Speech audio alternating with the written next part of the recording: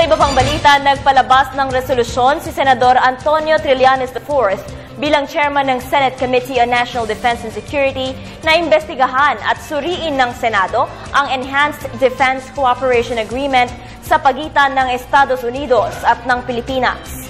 Para sa detalye, balitaan mo kami, Sam Ramirez.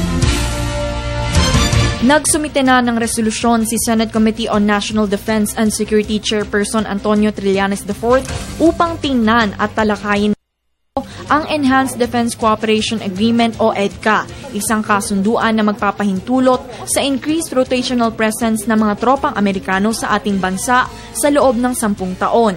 Nalagdaan ang nasabing kasunduan noong nakaraang linggo, ilang oras bago ang state visit ni US President Barack Obama sa Pilipinas. Una nang kwinestyon ng iba't ibang militanteng grupo ang konstitusyonalidad ng nasabing kasunduan. Aniya, hindi ito naaayon sa saligang batas.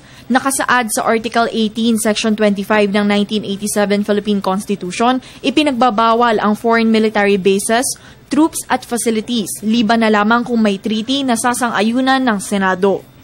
Bagamat nakatanggap naman sila ng regular na updates hinggil sa mga development sa kasunduan bago pa man ito malagdaan, kwinestyon pa rin ito ni Senate President Franklin Drilon kung bakit nauna muna itong nagdaan ng Pilipinas at US bago nagsumite ng kasunduan sa Senado. Dagdag pa ni Drilon, nasa panig ng Malacanang, Department of Defense at Department of Foreign Affairs ang burden of proof na hindi bagong treaty ang EDCA at ito'y napapaloob pa rin sa Visiting Forces Agreement.